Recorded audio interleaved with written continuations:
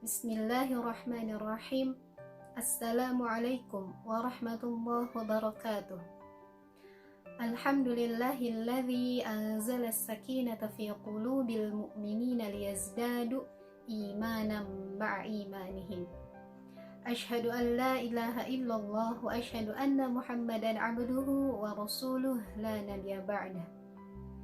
Yang terhormat Bapak Kiai Haji Dr. A'am Abdus Salam MPD dan yang terhormat Bapak Dr. Cucu Surahman MA serta para hadirin yang insya Allah dimuliakan Allah Subhanahu wa Ta'ala.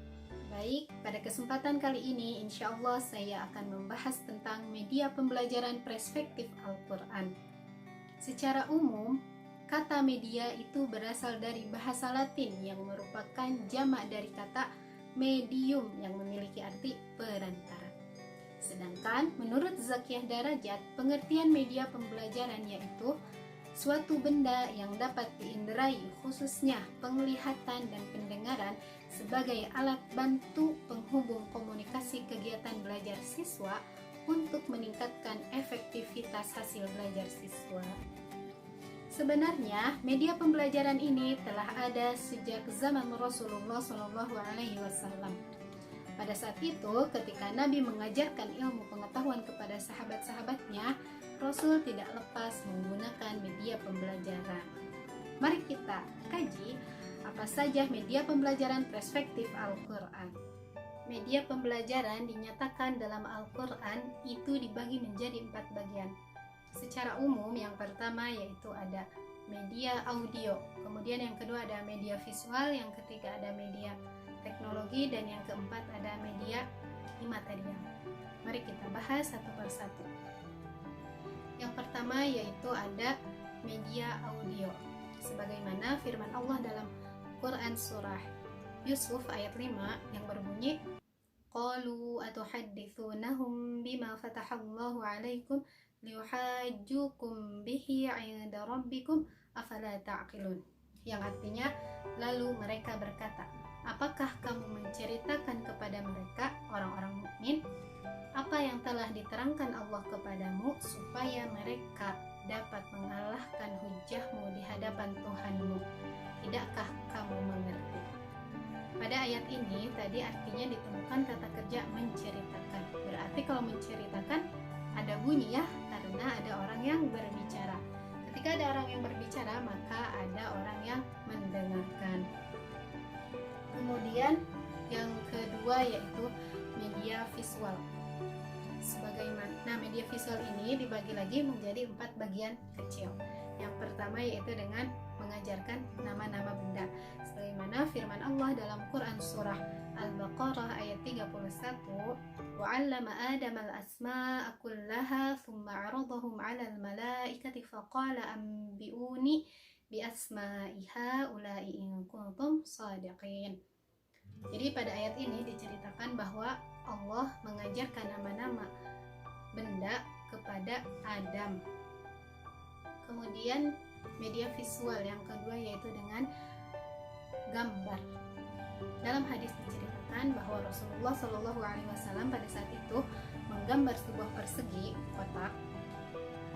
Terus Rasul di tengah persegi itu Rasul menggambar garis lurus dan melewati batas garis persegi itu. Kemudian Rasul menggambar lagi garis-garis kecil yang mengelilingi garis lurus itu. Itu artinya adalah, pertama, garis persegi itu adalah ajal. Kemudian yang kedua yaitu garis lurus yang ditarik ke bawah hingga melewati batas itu adalah angan-angan manusia. Dan yang garis-garis kecil yang mengelilinginya itu adalah ujian yang siap menghadang manusia. Jadi secara tidak langsung dengan gambar Rasul mengajarkan kepada para sahabat tentang hakikat kehidupan dan memberikan nasihat bahwa kita ini jangan terlalu fokus terhadap cita-cita yang berjauhan, sedangkan ajal kita yang lebih dekat. Kemudian yang ketiga yaitu masih di media visual, yang ketiga yaitu dengan menggunakan jari. Jadi dalam hadis diceritakan Rasulullah bersabda, barang siapa yang membeli memelihara 2 anak perempuan hingga ia dewasa atau balik, maka kelak di hari kiamat ia akan bersamaku, sambil Rasul menggenggam tangannya.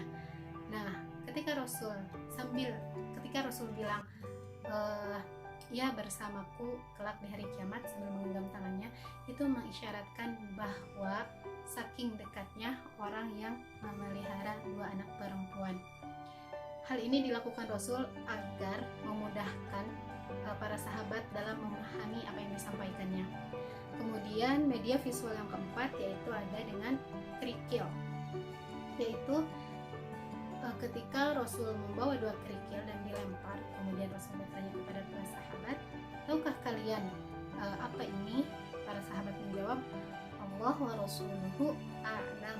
Kemudian Rasul bersabda, ini adalah ajal manusia dan ini adalah angan-angan manusia. Kenapa Rasul bilang seperti itu? Karena 2 hal tersebut itu adalah saling berhubungan, saling berkaitan, saling bersamaan. Kemudian yang ketiga, ketika tadi yang pertama yaitu ada media audio, yang kedua ada media visual, dan yang ketiga ada media teknologi. Nah, cikal bakal penggunaan teknologi sebagai alat komunikasi itu sudah jauh-jauh hari dipakai sejak zaman Nabi. Di Quran diceritakan pada surat An-Naml, yaitu ceritanya Nabi Sulaiman dengan Ratu Balqis pada ayat 28 sampai 30 ya, Quran surah An-Naml yang berbunyi, idhab bi kitabi hadza fa'alqih ilaihim thumma tawalla fanzur madza yarji'un. Qalat ya ayyuhal mala'u inni ulqiya ilayya kitabun karim innahu min Sulaiman wa innahu bismillahirrahmanirrahim. Yang artinya, pergilah dengan membawa suratku ini, lalu jatuhkan kepada mereka, kemudian berpalinglah dari mereka, lalu perhatikan apa yang mereka bicarakan. Maka Ratu Balqis berbicara, hai para pembesar, sesungguhnya telah dijatuhkan kepadaku surat yang mulia. Sesungguhnya surat ini dari Sulaiman yang berisi Bismillahirrahmanirrahim, atau dengan menyebut nama Allah yang Maha Pengasih lagi Maha Penyayang. Jadi pada ayat ini diceritakan bahwa teknologi sudah digunakan sejak zaman dulu sebagai media penyampaian pembelajaran. Jadi pada ayat ini, waktu itu Nabi Sulaiman menggunakan burung hudhud untuk menyampaikan suratnya kepada Ratu Balqis. Kemudian yang terakhir, yang keempat, yaitu media imaterial atau media non benda, yang bukan benda. Apa itu? Yaitu keteladanan. Jadi keteladanan ini bisa dijadikan sebagai media pembelajaran, sebagaimana firman Allah dalam Quran surah Al-Ahzab, laqad kana lakum fi rasulillahi uswatun hasanah, bahwa telah ada pada diri Rasulullah itu suri tauladan yang baik. Maka keteladanan itu dapat dijadikan media sebagai pembelajaran. Syukran limusyahadatikum, al-'afwu minkum, wassalamualaikum warahmatullahi wabarakatuh.